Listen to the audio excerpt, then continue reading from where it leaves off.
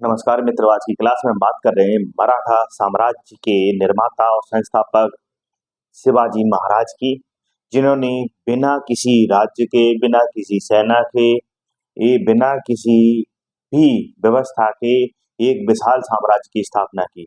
जब वो विशाल साम्राज्य की स्थापना कर रहे थे तो मुगलों का जो राजा था, शासक था, बादशाह था, औरंगजेब, उनके साथ उनके कई संघर्ष हुए और उन संघर्षों में आखिरकार औरंगजेब को उन्हें राजा की उपाधि देनी पड़ी और आखिरकार औरंगजेब के पुत्र मुअज्जम को भी उनसे संधि करनी पड़ी।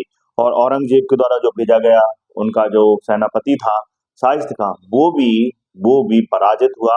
और यही नहीं, बीजापुर जैसे एक क्षेत्र के बड़े शासक के सेनापति अफजल खां को भी पराजित होना पड़ा। और बाकायदा उनके पास लगभग 35 किले अपने आसपास के क्षेत्र में उनके पास नियंत्रण में थे और उन्होंने बाकायदा अपने रायगढ़ को राजधानी बनाते हुए एक स्वतंत्र और एक हिंदुत्व पद्धति पर आधारित विशाल मराठा साम्राज्य की स्थापना की।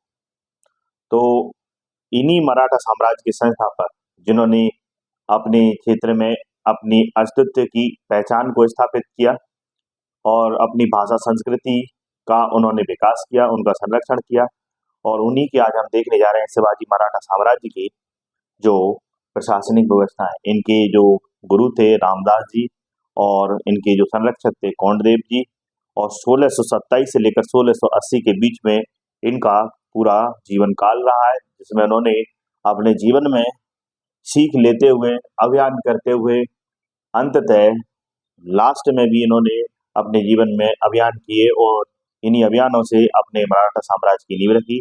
और इनका जो अभियान और इनके कार्य हैं वो हमारे लिए बहुत बड़े प्रेरणा स्रोत हैं।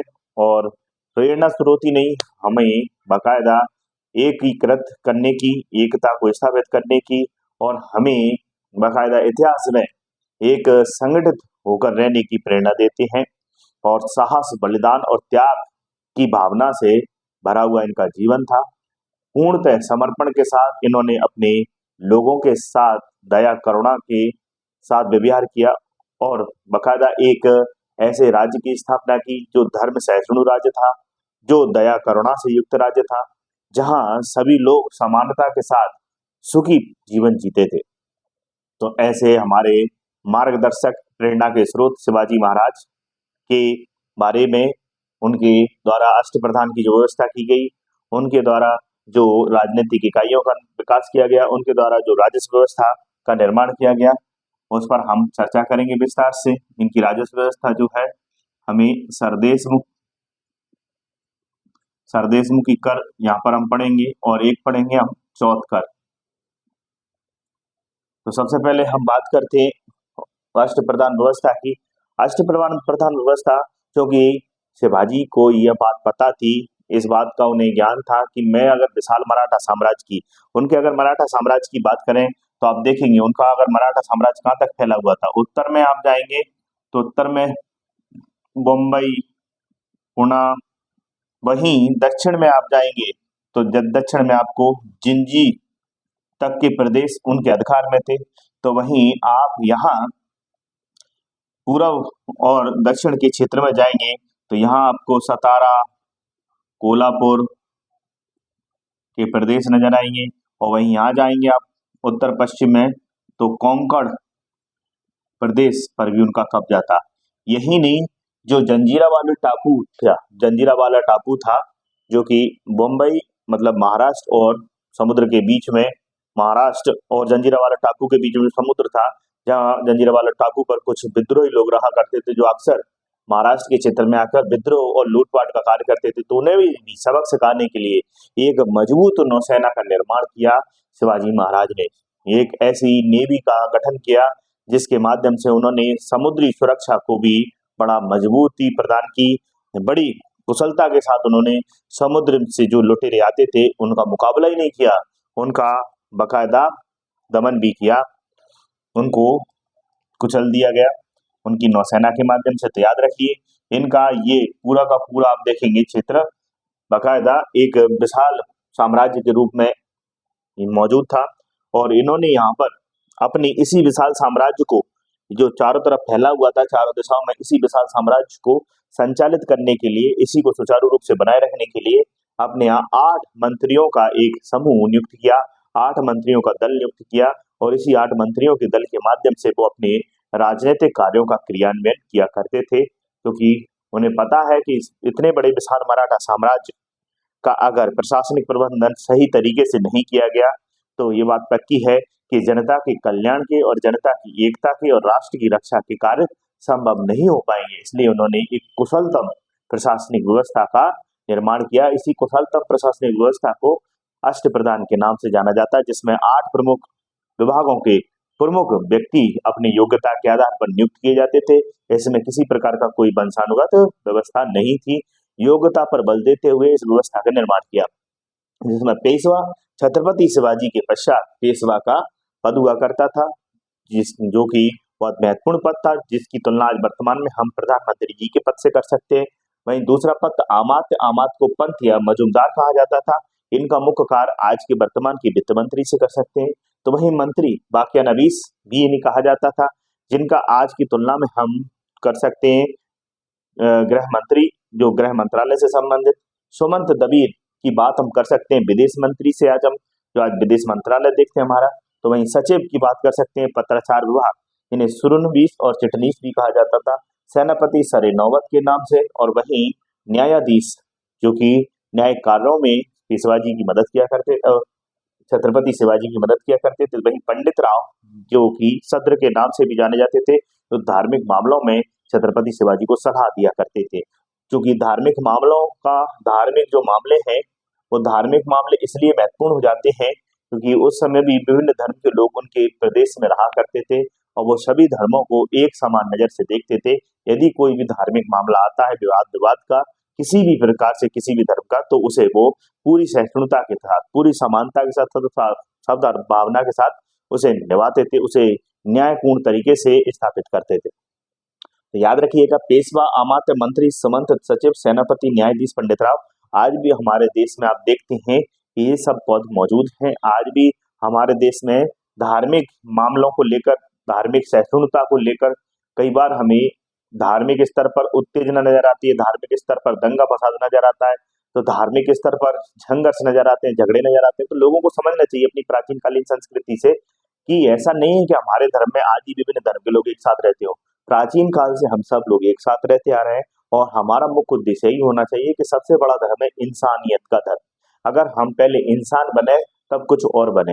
मानव धर्म ही सबसे बड़ा धर्म है, और मानव की रक्षा करने से बड़ा कोई धर्म नहीं है, मानव की सेवा करने से सबसे बड़ा कोई धर्म नहीं है।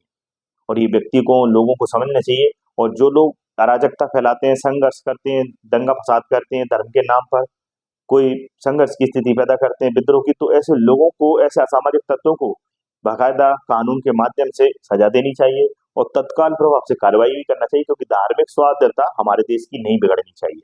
क्योंकि हमारा देश ही सबसे ज्यादा सांस्कृतिक और धार्मिक स्तर पर विविधता से युक्त है, और विविधता में एकता ही हमारे देश की पहचान है। और इस देश की पहचान को बनाए रखने के लिए जरूरी है कि हम धार्मिक एकता को बनाए रखें, और धार्मिक एकता को बनाए रखने के लिए जरूरी है ऐसे असामाजिक तत्वों को ढूंढना जो धर्म के नाम पर लोगों को बहका कर देश के खिलाफ विद्रोह की स्थिति पैदा करते हैं, संघर्ष की स्थिति पैदा करते हैं। अब आप देख सकते हैं, यहाँ पर भी उन्होंने बाकायदा, शिवाजी ने भी अपने राज्य में, जबकि वो हिंदू धर्म के उद्धारक थे, वो खुद अपनी पदवी लेते हैं छत्रपति शिवाजी के द्वारा, तब वो कहते हैं कि मैं छत्रपति शिवाजी हिंदू धर्म का उद्धारक हूँ, उपाधि ले रहे हैं। तब भी वो कह रहे हैं कि मैं सभी, हमारा हिंदू धर्म कहता है कि हम सभी धर्मों के प्रति सहिष्णुता की नीति अपनाएं, सभी धर्मों को अपने यहाँ स्वतंत्रता प्रदान करें। और यही चीज आज हमारे संविधान में भी नजर आती है। तो आज जो हमें हमारे संविधान और हमारे देश में धार्मिक सहिष्णुता का पालन करने का जो ज्ञान मिल रहा है, प्रेरणा मिल रही है, वो कहीं ना कहीं जो हमारे इतिहास में हमारे प्रमुख मार्गदर्शक थे, प्रेरणा स्रोत थे, वो हमें आज भी इसके लिए प्रेरित कर रहे हैं।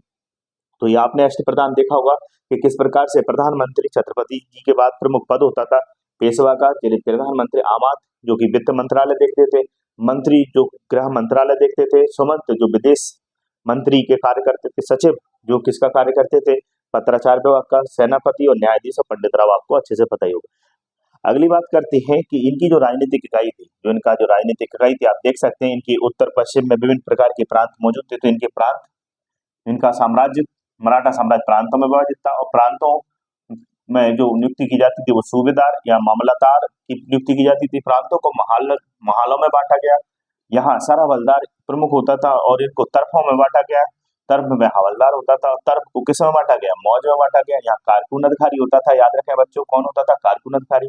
और मौज को गाँव में, और गाँव में प्रमुख कौन होते थे बच्चे? पाटिल या पटेल होते। गाँव के मुखिया, प्रश्न पूछा गया, गाँव में कौन होते थे? पाटिल या पटेल होते थे। और पाटिल पटेल की सहायता करने के लिए कुलकर्णी होते थे। कौन होते थे बच्चों? कुलकर्णी, जो लेखों को देखते थे, भू राजस्व भूमि से संबंधित जो भी लेख थे उनका बाकायदा व्यवस्थित रूप से वो प्रबंधन करते थे।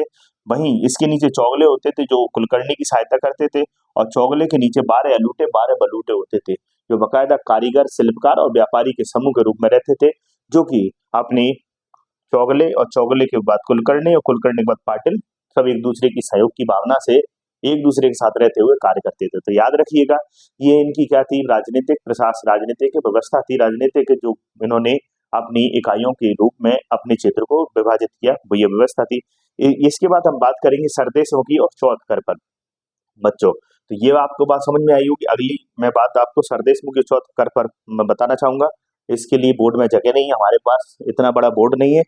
हमारे पास जो भी संसाधन है उसके माध्यम से हम यहाँ से आपको बहुत अच्छी से गुणवत्तायुक्त क्लास प्रदान करने का प्रयास कर रहे हैं, और हमारा यही उद्देश्य है कि आप घर बैठकर यहाँ से यह व्यवस्था जो मैंने बनाई है उसका मुख्य उद्देश्य यही है कि मैं पूरी कोशिश करूं कि आपको प्रेरित भी करता रहूं, पढ़ाता भी रहूं, और आपको ज्ञानवर्धक सफलता के लिए मैं मेहनत करता रहूं। तो चलिएगा, आइएगा, आज हम बात करते हैं शिवाजी जी ने जो इनकी राजस्व व्यवस्था में हम देखते हैं इनके दो महत्वपूर्ण कर देखते हैं, और दो महत्वपूर्ण कर में हम दो प्रकार के कर देखते हैं। पहला कर है इनका सरदेशमुखी कर, और दूसरा है चौथ कर। चौथ कर, तो सबसे पहले हम ये बात समझ लें कि इनके पास प्रदेश कितने थे, मतलब वो कौन से क्षेत्र थे जहां से ये कर वसूला करते थे। तो एक तो इनके द्वारा बनाया गया प्रत्यक्ष भूभाग था, प्रत्यक्ष नियंत्रण था, अर्थात इनका निर्माण जिसका किया गया प्रत्यक्ष नियंत्रण।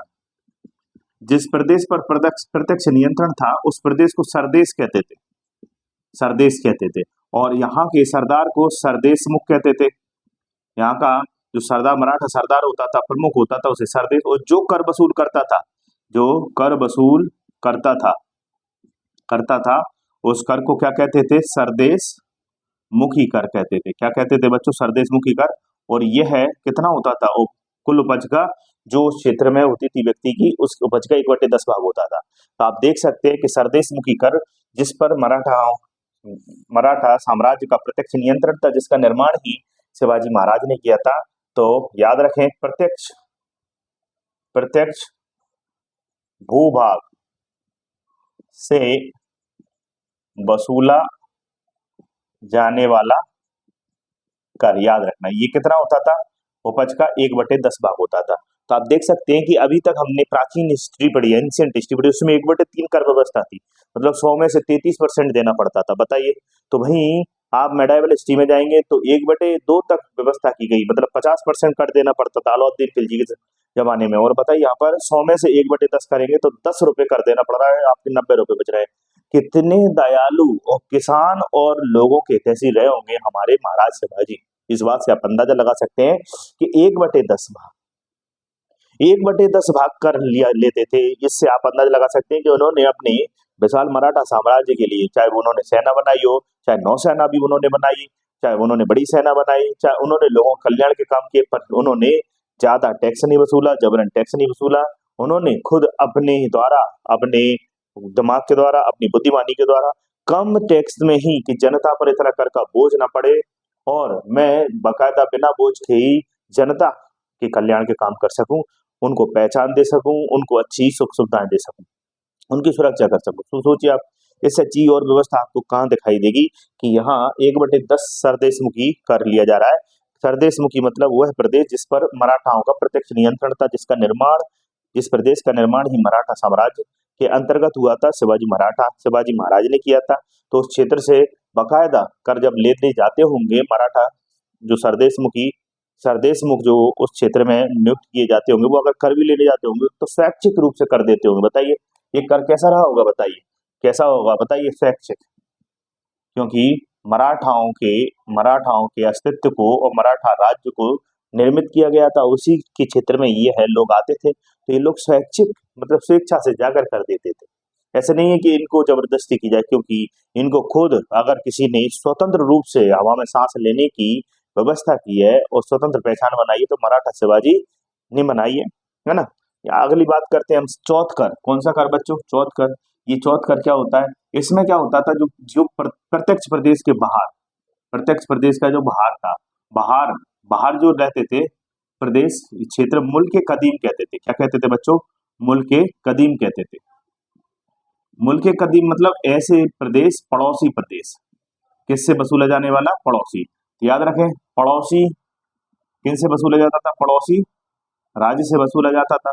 और पड़ोसी राज्य से भी क्यों वसूला जाता था? उनकी सुरक्षा के बदले, कि भाई आप पड़ोसी राज्य हो, आप पर कोई भी बाहर से क्या कर देगा? हमला कर देगा, तो आपकी रक्षा कौन करेगा? इसलिए पड़ोसी राज्यों से कर वसूला जाता था। उनकी किसके बदले? सुरक्षा के बदले यह कर वसूला जाता था। और यह है कितना होता था भाई साहब? 1/4, मतलब 25% आप बोल सकते हैं, 25% टैक्स वसूला जाता था। क्योंकि उस क्षेत्र में कोई भी, मान लीजिए आपके जनजातियां रह रही हैं या कोई भी छोटे छोटे प्रदेश हैं, तो वो अपनी सुरक्षा स्वयं नहीं कर पा रहे हैं, तो शिवाजी मराठा सरदारों के द्वारा, शिवाजी द्वारा उन क्षेत्रों की सुरक्षा के लिए, कि भाई हम आपकी सुरक्षा के लिए व्यवस्था कर रहे हैं, अब कुछ ना कुछ तो हमको उसके लिए टैक्स दीजिए, क्योंकि हमारा भी उस आपकी सुरक्षा में व्यय हो रहा है, खर्चा हो रहा है। तो पड़ोसी क्षेत्रों से उनकी सुरक्षा के बदले यह कर वसूला जाता था, जिसका प्रतिशत 1/4 होता था। परंतु 1/4 के भी कई भाग होते थे बच्चों। 1/4 के भी क्या होते थे? भाग होते थे। यहाँ समझने का प्रयास करना। प्रश्न यहाँ से आता है सबसे ज्यादा कि चौथ में भी इसको भी कितने भागों में बांटा गया था? इस चौथ कर को भी बच्चों कितने भागों में बांटा गया, इसका आपको ध्यान रखना है। कि चौथ कर को भी कितने भागों में? 4 भागों में बांटा गया। ठीक है। पहला कर का नाम था मौकास। ठीक है। दूसरा कर का नाम था बावती। ठीक है। और तीसरे कर का नाम था सहोदरा, सहोदरा। और चौथे कर का नाम था नादकोंडा। तो इस प्रकार से 4 कर थे। कितने कर थे बच्चों? 4 करों में बांटा गया था। चौथ को कितने करों में बांटा गया बच्चों? 4 करों में। मौकास कितने परसेंट होता था? 66%। बावती कुल कर का कितना होता था? 25%।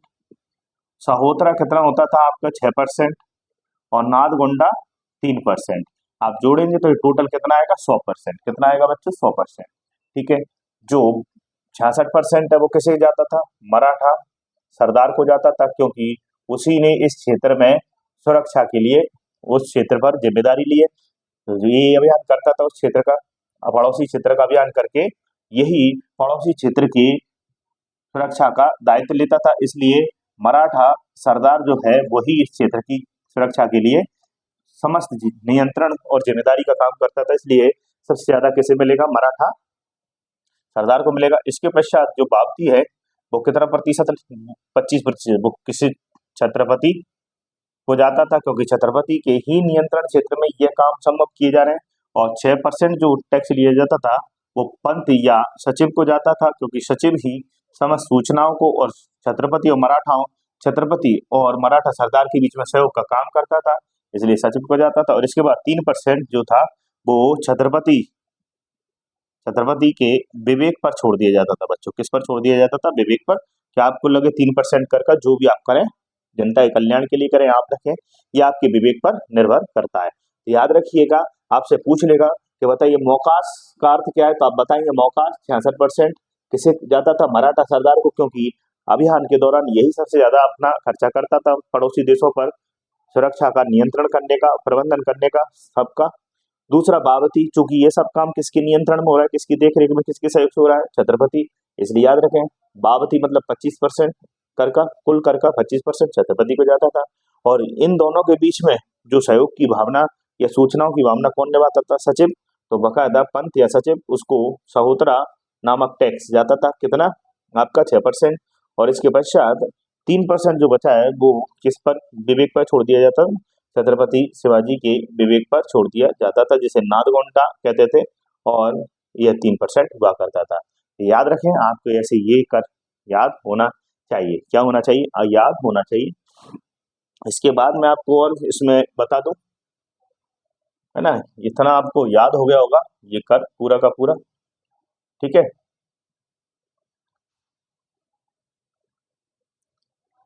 मैं मिटा देता हूँ, आपने देख लिया होगा, आपने स्क्रीनशॉट ले लिया होगा, या आपके काम का है बहुत, है ना।